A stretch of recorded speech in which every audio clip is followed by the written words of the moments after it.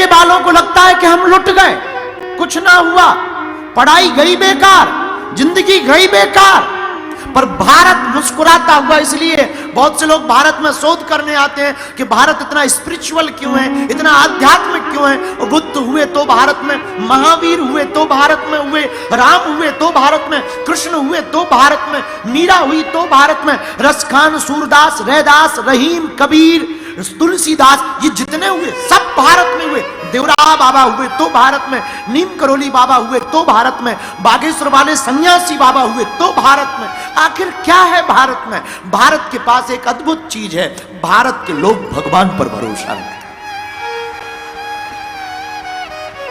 मुस्कुराते हैं, कुछ ना भी हो, एक भरोसा है राम राजा, एक भरोसा है बगीचा सरकार, बगीचा वाली माई है, एक दृढ़ता है, शरण गए मरण नहीं होती। मेरे पागलो, मैं तुमको प्रार्थना करूं, जो सुख पाऊं राम भजन में, सो सुख ना है अमीरी में। कबीर कहते मन लागो मेरो यार फकीर। तो कहां भागवत और कहां अमृत? अमृत को पीकर तुम मरोगे नहीं, पर दुख बना रहेगा, तुम दुख से नहीं बच सकते, तुम्हें दुख आते रहेंगे। दुख से बचने का एक उपाय है, दुख को भी अपना मानो। ये पराया नहीं, ये भी अपना है, और तुम बच भी नहीं सकते। चाहे तुम रोकर जिंदगी जियो या हंसकर, जिंदगी तुम्हें जीनी। तुम भले ही कितना रो, तब भी तुम्हारी जिंदगी में कुछ बड़ा होने वाला नहीं है, और तुम भले ही खूब हंसो, तब भी तुम्हारा कुछ बड़ा होने वाला नहीं है। जिंदगी जैसी है वैसी ही रहनी है। इसलिए मेरे पागलों, रोने से बेहतर है मुस्कुराना चाहिए, रोने से बेहतर है मुस्कुराना चाहिए, चिल्लाने से बेहतर है कुछ गीत गुनगुनाना चाहिए। और कभी अस्पतालों के दर पर दिमाग का इलाज कराने से बेहतर है प्रभु के दर पर आना चाहिए। स्ट्रेस या डिप्रेशन से बचने का उपाय, तुम परमात्मा के हो जाओ, भगवान पर भरोसा रखो। भागवत सार है। तो सुखदेव जी कहते राजन, भागवत में आनंद है, तो तुम भागवत ले सकते हो। देवता परेशान हो गए, देवताओं की बुद्धि गई। एकदा ही विशालायाम चत्वार ऋषयो मलहा सत्संगार्थम समायाता तत्र नारदम। विशालपुरी नाथ बद्रीनाथ। एक बार बद्रीनाथ में 4 भाई जा रहे थे, चारों भाई। कौन कौन? सनत, सनंदन, सनातन, सनत कुमार। तब तक चारों भाई की नजर पड़ी नारद जी। अरे भैया, तुम मुंह लटका हुआ, क्या बात? मुंह लटका के क्यों खड़े? तुम तो महात्मा हो, और अगर महात्मा ही मुंह लटकाए रहेंगे तो गृहस्थी तो आत्महत्या करनी। महात्माओं को तो मुस्कुराना चाहिए, कुछ होता ना, कुछ लेना ना देना, मगन रहना। फिर आप मुंह लटका के क्यों खड़े? और तुम्हारी कौन सी संपत्ति चोरी हो गई? संतों के पास धन ही क्या होता? एक धन होता, हमारो धन राधा श्री राधा श्री राधा। गाइए दोनों हाथ उठा करके।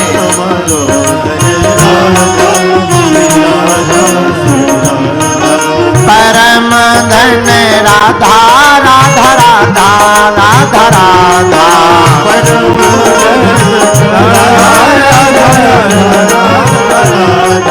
बरसाने वाली राधा राधा राधा राधा राधा। बरसाने वाली राधा राधा राधा। दोनों हाथ उठा करके गाओ, हमारो धन राधा श्री राधा श्री राधा। हमारो धन राधा श्री राधा श्री राधा। हमारो धन राधा श्री राधा श्री राधा।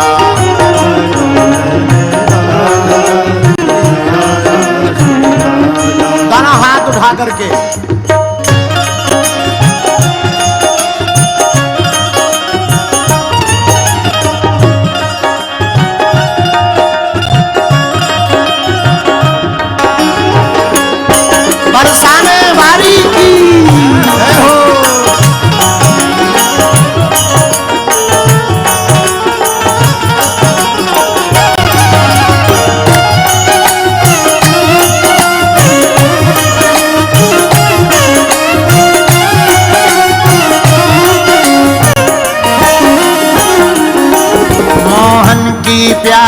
राधा राधा राधा राधा राधा, मोहन की प्यारी राधा राधा राधा राधा राधा, हम सबकी प्यारी राधा श्री राधा श्री राधा, हम सबकी प्यारी राधा श्री राधा श्री राधा, हमारो धन राधा श्री राधा श्री राधा, राधा श्री राधा श्री राधा, श्री राधा श्री राधा श्री राधा, श्री राधा श्री राधा श्री राधा, जय राधा श्री राधा श्री राधा, जय राधा श्री राधा श्री राधा, जय राधा श्री राधा श्री राधा, जय राधा श्री राधा श्री राधा, जय राधा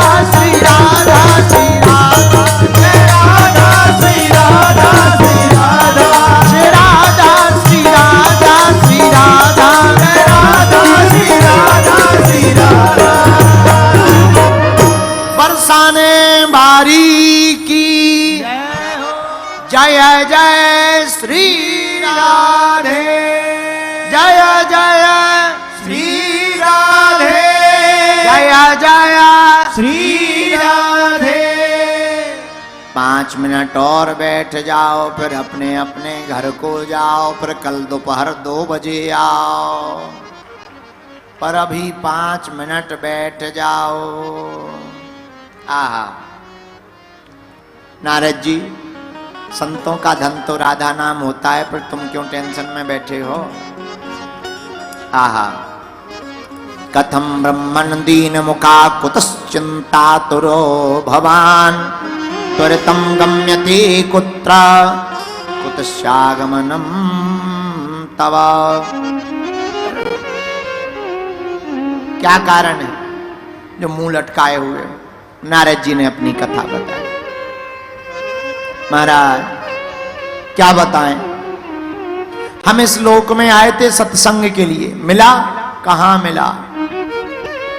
पुष्करम चा प्रयागम चा श्री से, पुष्करम चा प्रयागम चा काशीम गोदावरी तथा हरिक्षेत्रम कुरुक्षेत्रम श्रीरंगम सेतुबंधनम। सब जगह गए, कहीं पर भी सत्संग नहीं मिला। कलयुग का ऐसा प्रभाव है, पापस्य खंडा सा पाखंडा, सब अपने अपने माया जाल में फंसे हैं, कहीं सत्संग प्राप्त नहीं हुआ। तब फिर तुमने क्या किया? महाराज हम वृंदावन गए, तो वृंदावन में सत्संग मिला, वहां तो और हालत बेकार। सत्संग तो मिला नहीं, पर एक आश्चर्य घटना देखी। क्या? तरुणी प्रभुता गे श्याल को बुद्धिदायका।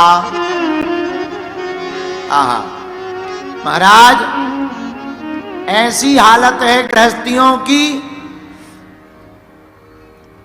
कि माता पिता की सेवा तब तक जब तक श्रीमती जी नहीं आई, और जहां श्रीमती जी आई सोई अपनी मति खराब हो जाती है, पे पूरी चाबी श्रीमती जी की चलती है। और जहां श्रीमती जी आई तो या तो खटिया खेत में या किसी वृद्धाश्रम में। कलयुग में बड़ी विचित्र हालत है। और शादी होने के बाद, शादी के पहले बच्चे पूछते हैं पिताजी कौन सी गाड़ी लेवें, गुरुजी कौन सी गाड़ी लेवें। और जहां शादी भई तो ना पिताजी ना गुरुजी, स्पेशल फोन ससुराल में साले साहब को लगाया जाता है, बताओ कौन से कलर की गाड़ी उठा लेवें। बड़ा विचित्र जमाना चल गया महाराज। पर नारद जी बोले हम वृंदावन गए, वृंदावन में एक आश्चर्य देखा। तत्राश्चर्यम मया दृष्टम श्रूयताम तन्मुनीश्वरः, एका तु तरुणी तत्र निषन्ना खिन्न मानसा। एक स्त्री बैठी हुई है रोती हुई, कुछ स्त्रियां पानी पिला रही, कोई पंखा झला रही। नारद जी बोले हमें लगा बड़ी दुखी है, पूछ लें क्या बात। नारद जी बोले हम थोड़ी दूर तक गए, पर वापस इसलिए आने लगे कि सब स्त्रियां ही स्त्रियां थी। सोचा हम जाएंगे वो पूछेंगे महाराज हम स्त्रियों के समूह में तुम्हारा क्या काम, भगो इधर, बेइज्जती हो जाएगी। नारद जी बोले हम वापस आने लगे। जैसे ही वापस आए सोई वो स्त्री चिल्लाई, भो भो साधु क्षणम तिष्ठम मन चिंतानमपि नाशय दर्शनम तव लोकस्य सर्वतागहरम परम। ओ महाराज रुको रुको रुको, ओ महात्मा, संतों के तो दर्शन करने मात्र से ही दुख दूर हो जाते हैं, बोलो सीताराम। नारद जी बोले हम रुक गए। क्या बात, वाह तुम कौन हो देवी, तुम क्यों रो रही हो, क्या कारण है? काशी तुम काविमऊ, क्या कारण है, कहां से हो, क्यों रो रही हो?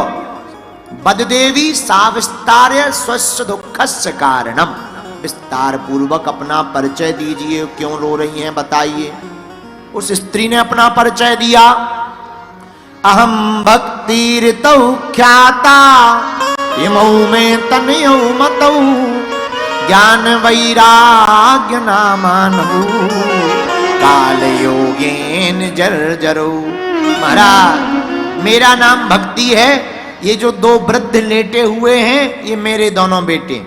नारद जी बोले बड़ी गजब की बात है, माता जी जवान है, बेटा बूढ़े हो गए, बड़ा गजब का जमाना है। महाराज मेरी भी यही हालत थी, पर वृंदावन में आकर मैं तो ठीक हो गई, पर मेरे बेटे दोनों अभी भी मूर्छित हैं, वृद्ध हैं। क्या कारण है? कलयुग का प्रभाव। नारद जी अगर हमारे दोनों बेटे ठीक नहीं हुए तो इदम स्थानम परित्यज्य विदेशम गम्यते मया, मैं आज ही इधर छोड़ करके विदेश चली जाऊंगी। नारद जी बोले भक्ति देवी तुम विदेश मत चली जाना, वरना पूरी भक्ति विदेशों में हो जाएगी, यहीं रहो, हम कोई उपाय करते हैं। नारद जी ने गीता पाठ किया, जितनी चूरन चटनी जानते थे सब लगा दी, पर दोनों की मूर्छावस्था नहीं खुली, थोड़ा खड़े हो गए फिर गिर जावे। अब नारद जी परेशान हो गए, क्या किया जाए? तभी आकाशवाणी हुई, नारद जी इनको सत्संग सुनाओ, सत्संग से ही ज्ञान और वैराग्य दोनों उठेंगे। और आकाशवाणी बंद हो गई। नारद जी बोले बड़ी गजब की बात है, आकाशवाणी कह रही है सत्संग सुनाओ, पर ये नहीं बताया कौन सा सत्संग सुनाओ। भैया उसी चक्कर में हम बाहर निकल पड़े कि कोई तो बताए सत्संग कौन सा करना है, पर किसी ने नहीं बताया। जिस महात्मा के पास जावे और जहां हम अपना परिचय बतावे कि हम ब्रह्मा के पुत्र नारद जी हैं, ये पूछने आए कि सत्संग क्या है बताओ, तो कोई महात्मा कह दे हम तो मौनी बाबा हो गए, और कोई जवाब ही ना दे, कोई भग जावे, कोई कहे अरे महाराज आप इतने बड़े महात्मा हमसे पूछ रहे। तब चारों भाई सनत सनंदन सनातन सनत कुमार बोले नारद जी वो कोई और सत्संग नहीं है, उसी सत्संग का नाम श्रीमद् भागवत की कथा है। महाराज देर मत करो जल्दी सुनाओ। तो सभी ऋषि मुनि और नारद जी हरिद्वार में आ गए। हरिद्वार में बढ़िया गंगा के किनारे पर रेती पर का मंच बनाया। सनत सनंदन सनातन सनत कुमार कथा सुनाने बैठ गए। नारद जी श्रोता बन गए। देखते ही देखते भीड़ लगने लगी कथा में।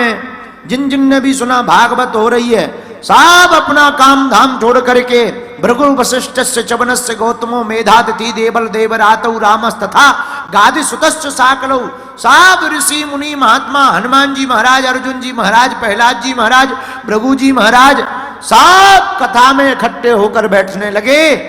और जहां कथा प्रारंभ की चारों भाइयों ने, सनत सनंदन सनातन सनत कुमार ने, सोई भैया लीला हो गई। ताता थैया करते हुए भक्ति देवी अपने दोनों बेटों को लेकर के कथा में ही प्रकट हो गई। नारद जी हाथ जोड़ के बोले महाराज सत्संग बड़ा प्यारा है, प्रत्यक्ष चमत्कार देख लिया, ज्ञान और वैराग्य की मूर्छा खुल गई। आपकी जय हो। मैं बोलो वृंदावन बिहारी लाल की, श्रीमद् भागवत महापुराण की जय हो। अब इस कथा को सुनकर के किस किस का कल्याण हुआ, कैसे कल्याण हुआ, किसको ये कथा सुननी चाहिए, ये बात बताएंगे कल दोपहर 2 बजे। आज पहला दिन था, हमारा बुढ़ापे का शरीर है, थके हुए धरे हैं, 6 बज गए हैं और ठंडी का मौसम है, यहाँ ठंडी जल्दी हो जाती है, इसीलिए जो है कल हम 2 बजे आ ही जाएंगे। नहीं, आने के बाद ताली बजाना, जब हम 2 बजे आ जाएं।